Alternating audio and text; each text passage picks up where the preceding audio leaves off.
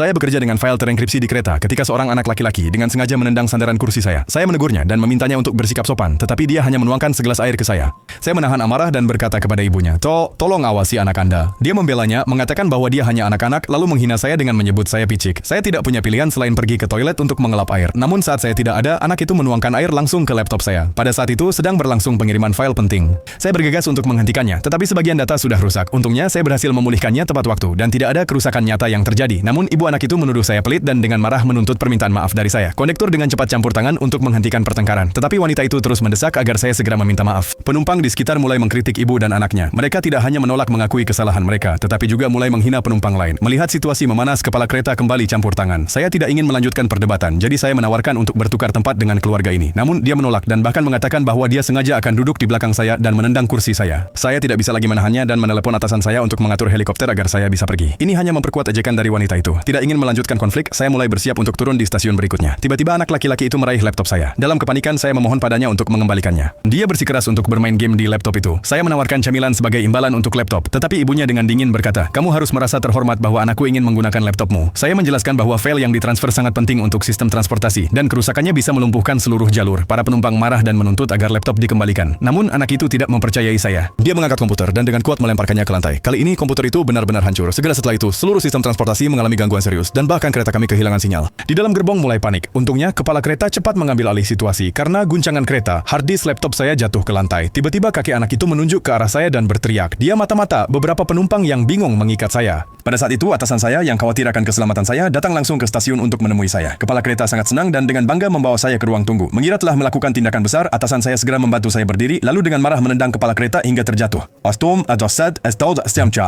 Mengetahui apa yang terjadi di kereta, bos saya segera membawa timnya ke ruang perjamuan di mana mereka merayakan apa yang mereka sebut pencapaian. Namun mereka menghadapi kehidupan panjang di balik jeruji. Hidup adalah perjalanan kereta satu arah. Setiap orang harus menghadapi konsekuensi dari tindakan mereka. Jika Anda menyukai cerita ini, pastikan untuk berlangganan. Lain kali saya akan membawa lebih banyak cerita yang menarik.